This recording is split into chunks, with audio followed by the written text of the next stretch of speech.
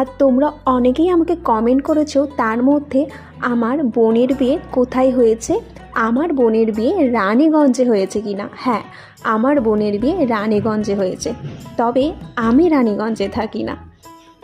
এবার তোমরা বলবে কোন জায়গা থেকে তোমরা আমার ভিডিওটা এই মুহূর্তে দেখতে পাচ্ছ।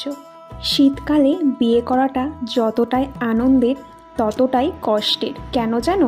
এই দেখো, এই জল ঢালাটা, এই ঠান্ডা ঠান্ডা জল শীতকালে গায়ের ওপর পুরো ঢেলে দিয়েছিল বোনের। ওরে বাপরে বাপ, ওর তো যা কষ্ট হচ্ছিল।